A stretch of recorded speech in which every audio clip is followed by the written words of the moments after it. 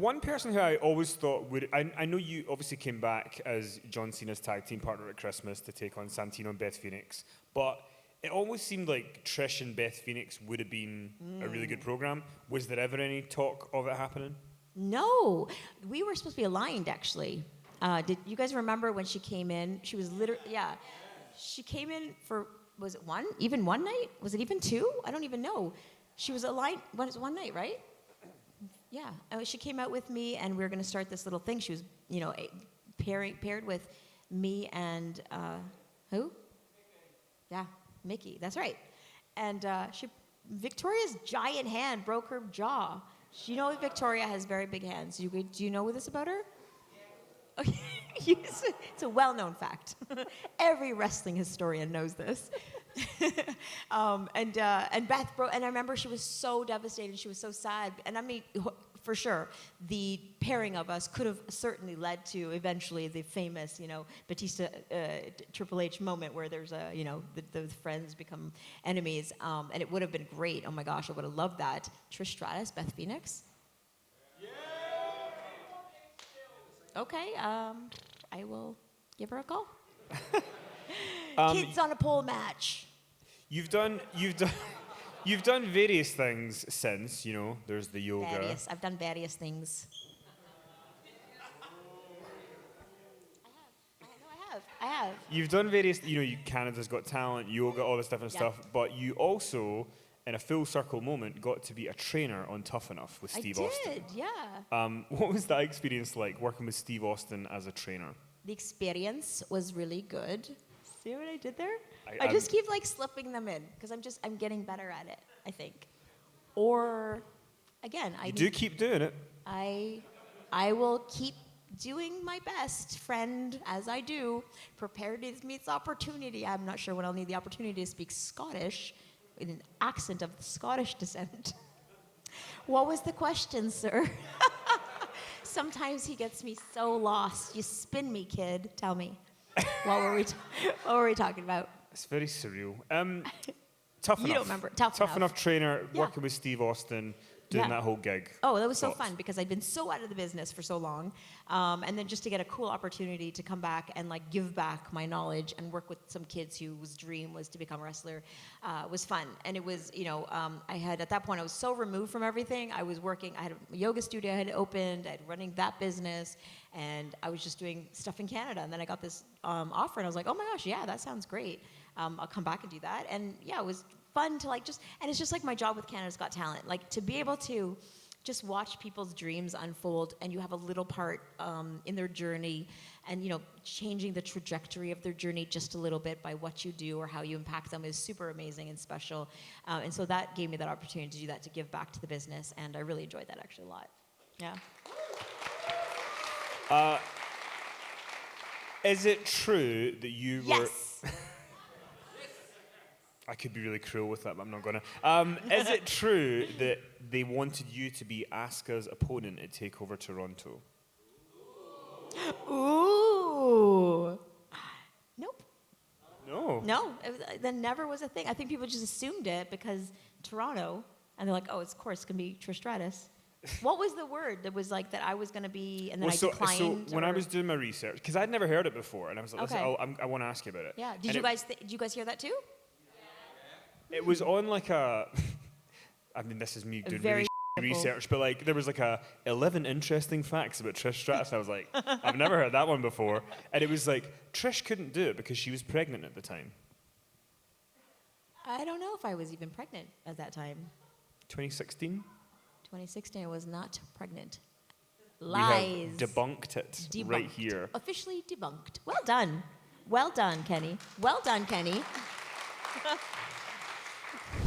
You've done all these kind of returns where you come back for one night, you come back to do a short thing, and then in 2018 they create the Women's Royal Rumble. Yeah. Finally, yes. And who better to be number 30 in the Rumble? I don't know who. Than you. Yeah. Just talk about the whole thing. When did you find out it was happening and the experience of being involved in it? I remember it was in December. I remember distinctly because it was before Christmas, and I was like, I can't eat at Christmas now. I was kind of mad about that. But Well, first I remember getting the call, and I said, yeah, I gotta check my schedule. I'm not sure if I'm available that week. And I was like, I don't know if I can wrestle still. And so I went to my ring, and I was like, well, I just got to do all my moves and make sure I can still do them. And then I did them. Woo! And it was amazing.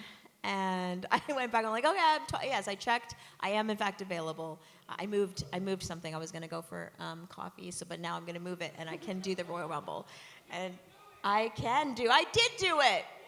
I did do it. And that was so cool to be a part of. I was like, oh, I can't miss something like this. Like, what an epic thing for the women to finally be a part of, and like just knowing that we had these like generations, that we could have these like dream fantasy matchups and things like that. So to be a part of it was super exciting. I knew there was no way I was going to miss it. And then when I knew I was going to be the coveted spot of 30, that was super cool.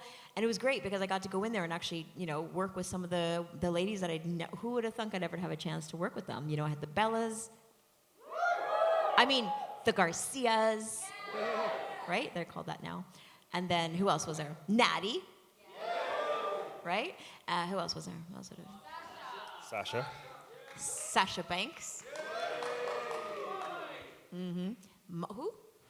Molly was not there at that point. She's been eliminated at that point. She was at that point. He said Monet. Oh my God, I'm sorry, it was your accent. I didn't understand you. Mercedes Monet? Yeah. Do you guys want me to go and fight Mercedes Monet? Sasha Banks? Yeah. Or Mercedes Monet? Sasha Banks, that's what I thought. Was there, so when you were there that day, was there like a lot of, because there was people from the past like you and Lita and stuff who came back, was there a lot of kind of like, look how far this is come. Look how good this is. There's now a Royal Rumble for women.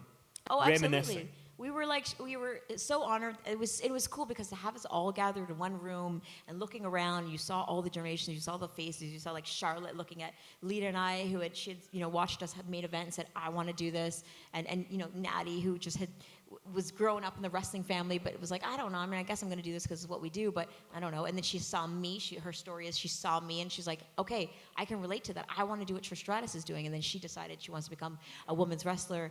So to be in the same room, and honestly, did not know all these stories, by the way, until we got in this scenario as the Royal Rumble's coming up. And there's things like on TV, they're asking segments like, okay, what's a fantasy matchup? And I'm hearing these girls talk about how it inspired them. But how was I supposed to know these things? I did not know that. We didn't know that like Lita and I inspired these people, and like so to hear these stories and to be amongst them, and they're like, oh my God, I'm like, what? They're like fangirling. It's super cute.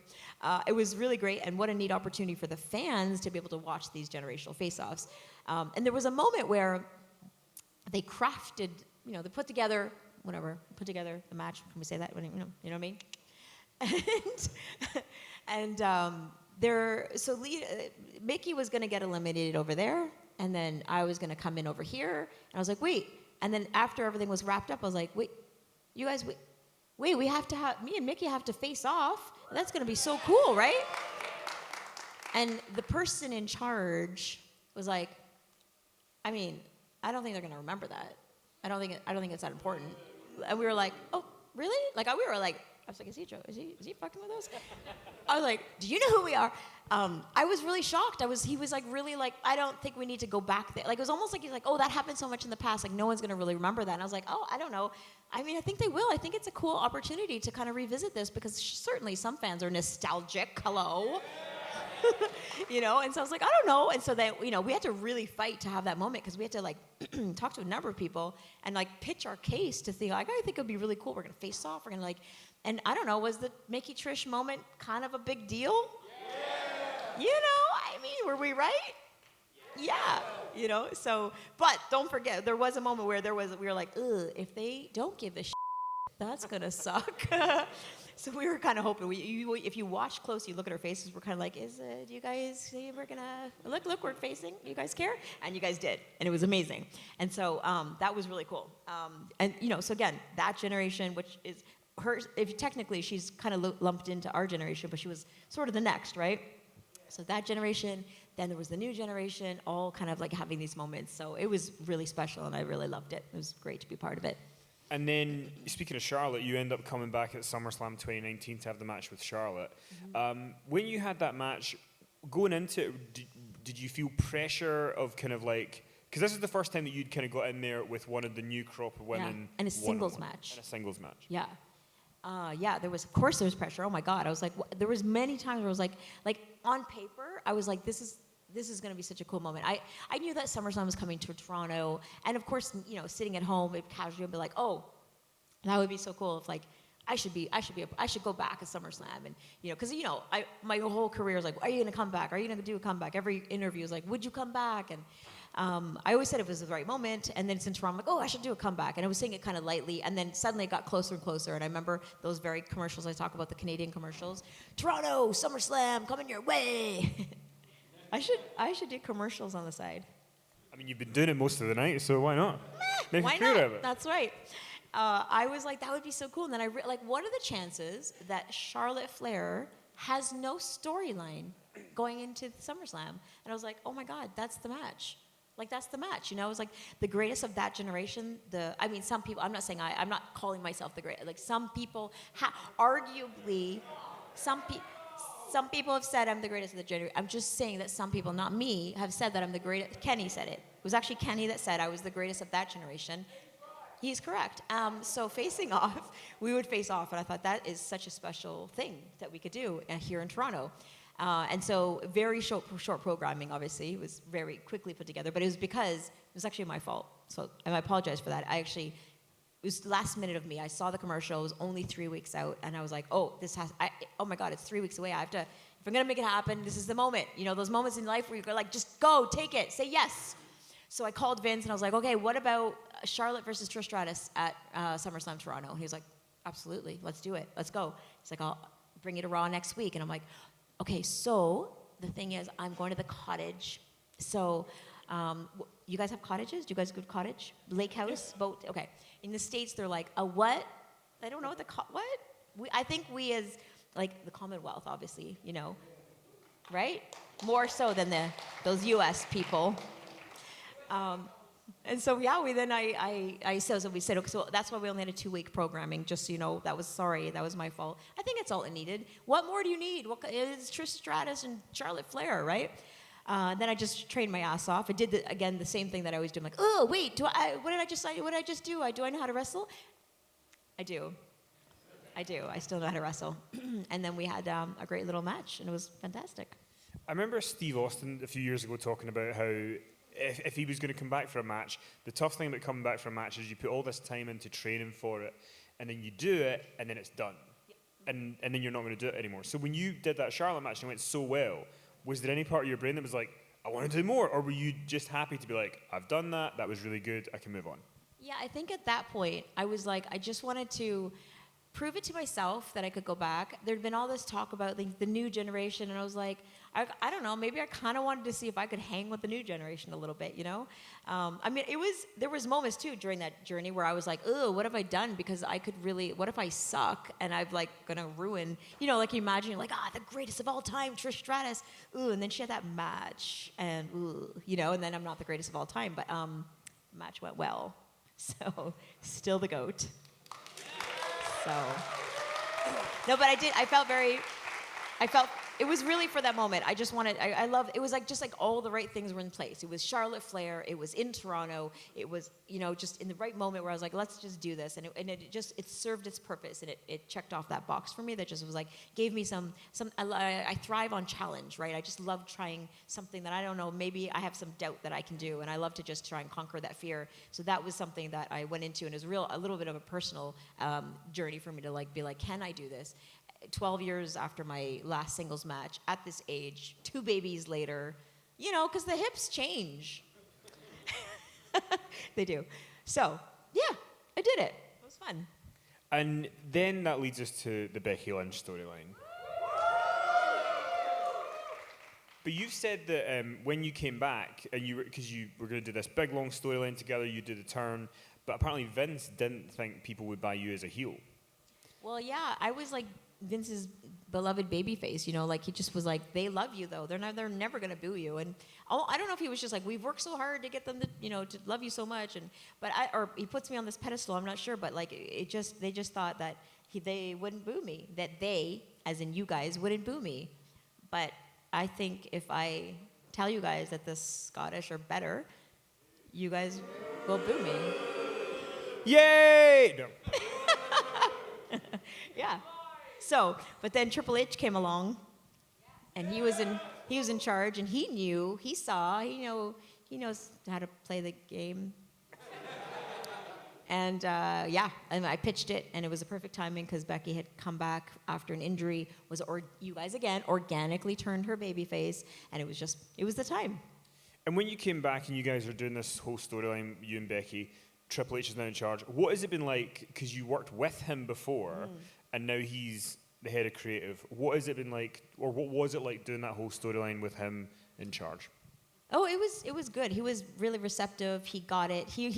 There was one moment. Do you guys remember when was it the night before? Was it the go home week? I think for Payback, and I took Becky, did a stratisfaction through a table. Do you guys remember that? And then she threw me through a table off the thing. So I heard that the word was that Hunter actually helped us put that spot together. And he was kind of we were kind of looking at how the cameras are going to get it, the TV side of things. And then apparently this person here, doesn't matter who this person is, but apparently he leans over and goes, she doesn't need to do this. Why is she doing this? It's kind of cool because I don't need to go through, but I like it. I like to go through tables. I like to put my body in the line for you guys, and I'll do it every day, all day long.